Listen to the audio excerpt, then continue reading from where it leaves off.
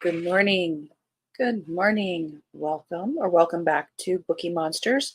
My name is PK. It is Wednesday, March the 6th. And on Wednesdays, we look at the romances that are being released into the wild this week. And Keo just gave me a look like, who are you talking to? It went to go lay down someplace else. Yeah. Yeah, I talk to myself, Keo. It's okay. Hope you guys are having a good Wednesday. Hope you had a good night. Quick announcements: no sprints tonight. I don't do them on Wednesday nights, but next time will be tomorrow evening at 6:05 Mountain Time, 8:05 Eastern. So that's Thursday evening sprints, and then Saturday afternoons at 1 p.m. Mountain Time, 3 p.m. Eastern. Good morning, Mary and everyone. Happy Wednesday. Yeah, mom has lost her mind. Yeah. And the way Akitas can look at you like, oh my God. Yeah, that's my emotional support person. And I'm stuck with her. Alrighty. Let me get rid of this banner and let's jump in.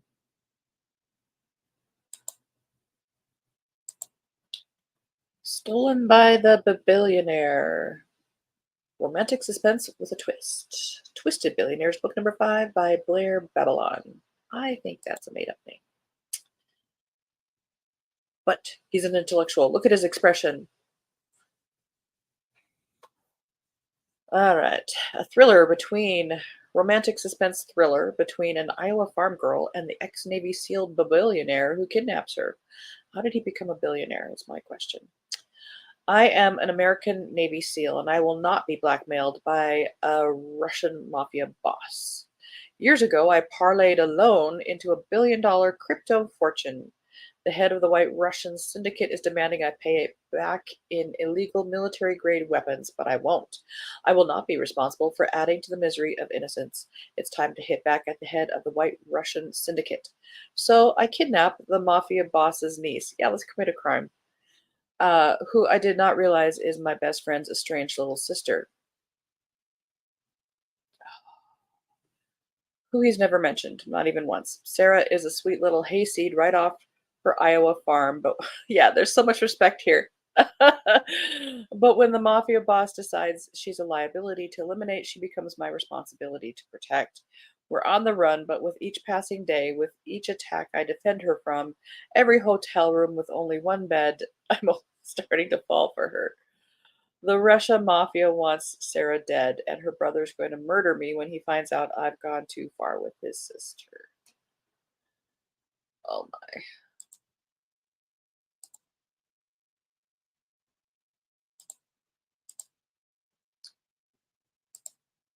I'm going to close this tab on here.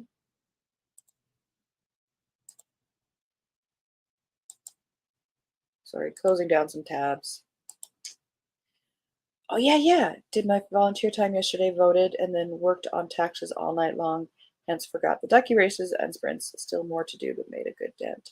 Oh, how fun. Did you bring things home with you? Because it'd be hard to be at a Friends of a Library, at least a congregation of books, and not bring something home with you. Good for you for voting. We don't really have that till things are all over, so I think, never mind. And then also said, oh, the raised eyebrow. He must be smart. Yes. But look at how he treats women. Oh, that's not love. Kilt Trip by Alexandra Kiley. Ready or Scott, ... Globetrotter Addie McRae always follows her wanderlust. As a travel consultant, she jet sets around the world, anywhere but Scotland.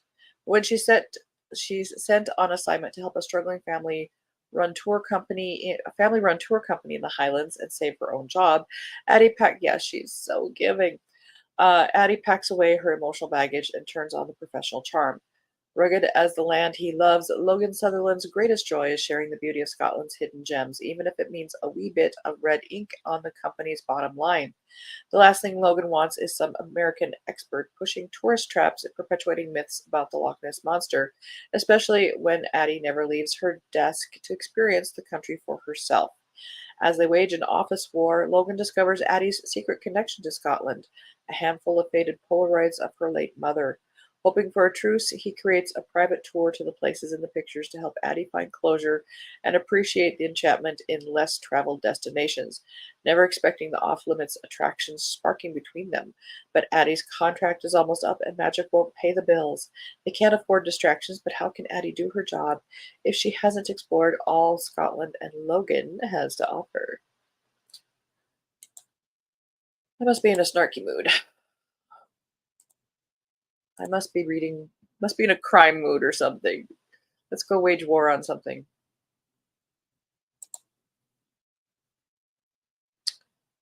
Small Town Swoon, Cherry Tree Harbor, book number 4 by Melanie Harlow. He's very proud of his bicep. Only in the movies does Hollywood heartthrob fall for the small town diner waitress. So when Dashiell Buckley returns to Cherry Tree Harbor for a wedding, I'm determined not to let my massive crush on my best friend's older brother hijack my good sense. It happened once before. Do not recommend. But when my hand is injured, it's Dash who steps in at the diner. The moment he realizes I can't afford to fix my car, he takes care of it. And when he hears about the way my toxic ex treated me, he refuses to let it go. Now it's not just his blue eyes and sexy smile that has me swooning. It's the way he wants to help me, encourage me, protect me. I can't resist. Our text messages heat up. Our phone calls melt all defenses. Just friends turns into just once, and just once becomes a distant memory. Night after night, he warms my bed, my body, and my heart, but it can't last. Our dreams have us on two different paths. Dash wants the lights, camera, action of Hollywood, and I'll always be a small town girl. If only I could be his.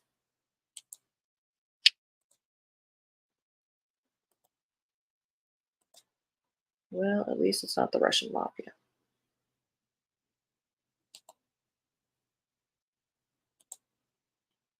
If You Hate Me, A Brother's Best Friend. What is this? Hockey Romance. By Helena Hunting. A brand new standalone, hate to love, brother's best friend, hockey romance. You don't even need to read it now. Here's all the tropes. My new roommates are two pro hockey players. First, my F-boy of an older brother, and second, his seriously hot best friend, who I seriously hate. This was a last resort. No one should be sleeping on a futon that smells like Cheetos and man sweat. But here I am trying to get my life together, and they opened their place for you. Tristan Styles is the bane of my existence. He never wears a shirt. We can't seem to stop fighting. He's an arrogant playboy with a filthy reputation. Sure, I had a crush on him when I was 14, but that was a long time ago. I know better than to trust him. I just need to survive long enough to find a new job and get a new place, and not accidentally let Tristan show me exactly how well deserved his reputation is.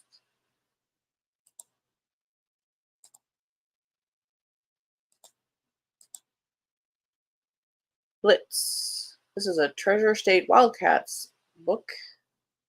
Second in the series by Devney Perry. That's a name I have seen.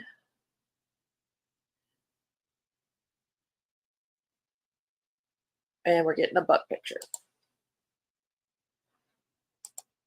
What a strange crop of romances. I know. Give me just a beautiful dress one. That's all I want. A forbidden small town sports romance. A coach, a student. The rules were concrete. We broke them anyway. Hello. Out. A couch. The night I met Torrin Greeley was the night I learned how to lie. He was a Treasure State football coach. I was the star of the volleyball team. Coaches and students were forbidden. No kidding. My future was on the line, so I told myself it was only one night. That was the first lie. They got easier to tell after that. The lines blurred. The boundaries shifted. Our relationship became a game of its own. I don't care if it's college. It better be college. That was the first lie. They got easier to tell after that. The lines blurred, the boundaries shifted, our relationship. Okay, read that. A chaste smile, a knowing glance, a veiled touch, or a hushed kiss. We hid in plain sight. We were invincible, or so we thought. Neither of us saw the blitz coming until it was too late. Game over. The night I left Torrin Greeley was the night I learned how to lose. I have so many issues with that.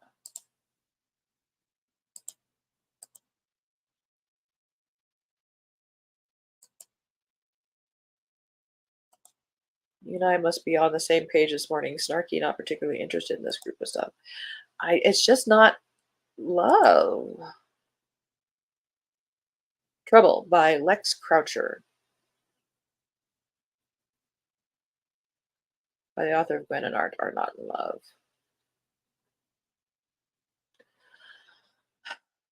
There's a new governess at Fairmont House, and she's going to be nothing but trouble. Emily Lawrence is a liar. She is not polite, she's not polished, and she has never taught a child in her life.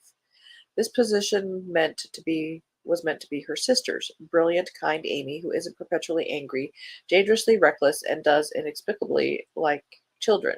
But Amy is unwell and needs a doctor. Their father is gone and their mother is useless. So here Emily is, pretending to be someone she's not.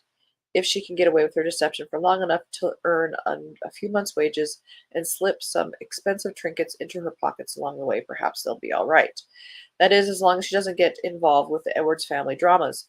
Emily refuses to care about her charges. Grace, who talks too much and loves too hard, and Astor, who is frankly terrifying, but might just be the wittiest 16-year-old Emily has ever met, or the servants, who insist on acting as if they're each other's family, and she certainly hasn't noticed her employer, the brooding, taciturn Captain Edwards, no matter how good he might look without a shirt on.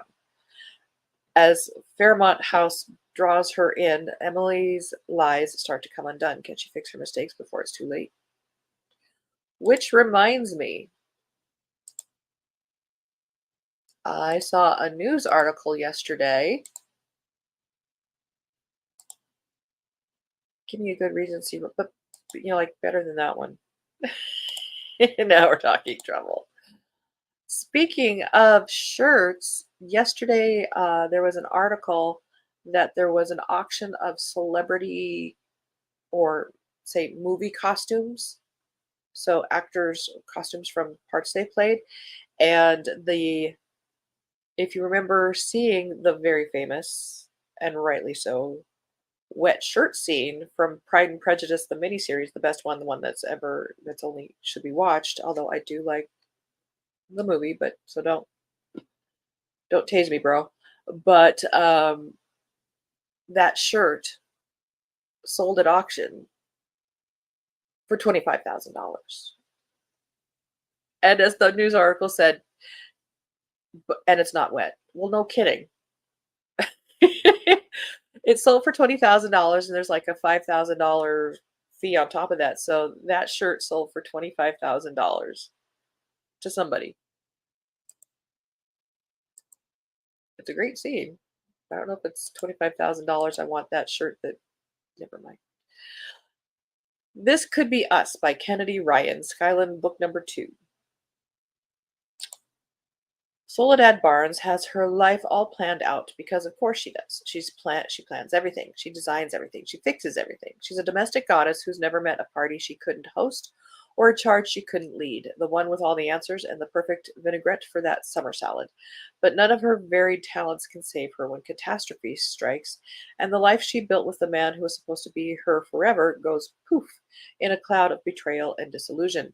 But there is no time to pout or sulk or even grieve in the life she lost. She's too busy keeping a roof over her daughters' heads and food on the table. And in the process of saving them all, Soledad rediscovers herself. From the ashes of a life burned to the ground, something bold and new can rise. But then, I was going to say, this doesn't sound like romance. But then an unlikely man enters the picture, the forbidden one, the one she shouldn't want, but she can't seem to resist.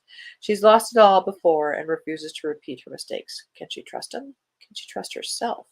After all she's lost and found, can she be brave enough to make room for what could be?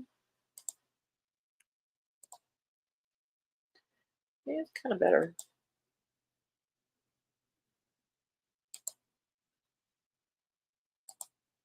They could have gone for 50,000 if it would have. Exactly. Wet it down. And no, Colin Firth does not come with it.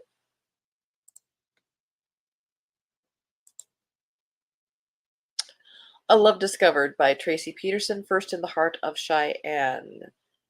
A Christian historical Western romance marriage of convenience novel. There again, if you don't need to read it, here's all the tropes. The heart finds its way when one least expects it, even in the most unforgiving frontiers. Invited by a friend to trek west and help establish the newly formed town of Cheyenne, Edward Vogel is prepared to leave the haunting memories of his wife and son's deaths behind him. The only problem is the corrupt new railroad town wants family men who can establish law and order, and desperation leads Edward to his friend Mary Beth with a proposition of marriage. After her father's death leaves her with no means of support, Mary Beth Kruger is in danger of having her two-year-old half-sister taken from her. So she has a child with her, but it's not hers, so she's still chaste, so it's okay. So when Edward Vogel, the widower husband of her late best friend, offers her a marriage of convenience to escape both their troubles, she has no choice but to accept. You always have a choice. Life in Cheyenne is fraught with danger, but will this arrangement be enough to save Edward and Mary Beth from the past they tried to escape, or will life with each other put them and their hearts in more danger than ever?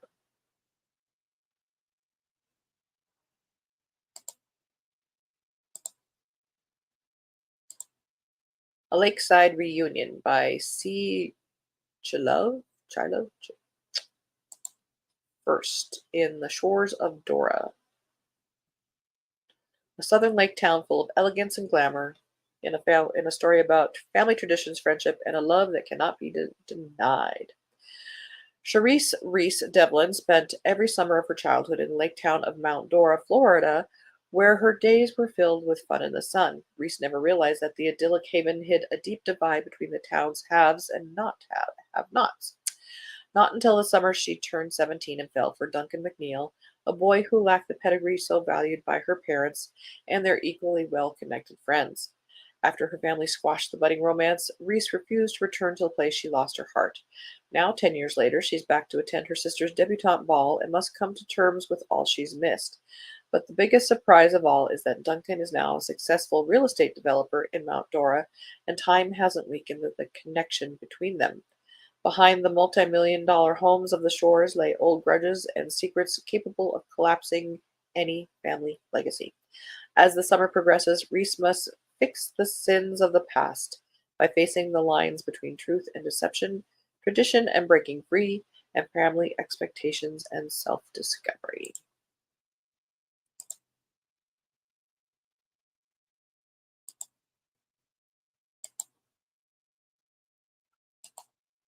I grew up in Eustis, 5 miles from Mount Dora, and know the Lakeside Inn very well. Oh, very cool.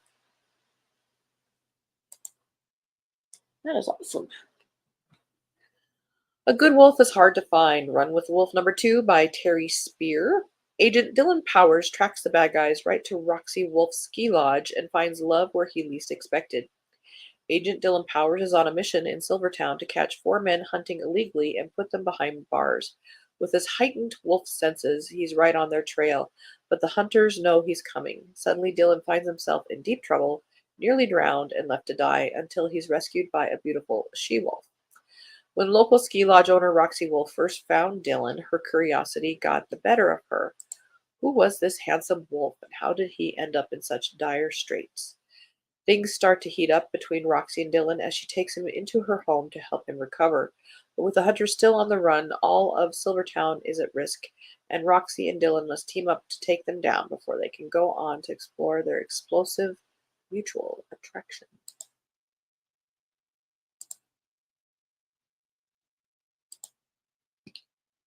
We still haven't gotten, whoa,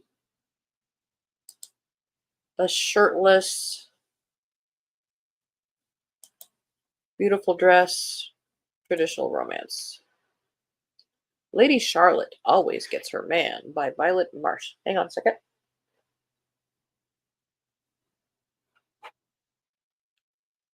Family Secrets. A brother's best friend's romance and scandalous mystery combine in this delightfully witty historical rom-com. Lady Charlotte Lovett should have never run away upon discovering her betrothal, but when one has been promised to a man who, rumor has it, killed his previous 2 wives, one does what one must. The only thing that can get her out of this engagement is proving that Viscount Holly is as sinister as she thinks he is. and the person who would know best is his very own brother. In many ways, Dr. Matthew Talbot is the exact opposite of his sibling, scholarly, shy, and shunned by society. But like his brother, he has secrets, and he doesn't need Charlotte exposing them in her quest to take down the Viscount. It only seems prudent to help her while keeping her from poking her nose in all the wrong places. But as they put their hearts at risk to grow closer to each other, they are also getting closer to a dangerous confrontation with Holly.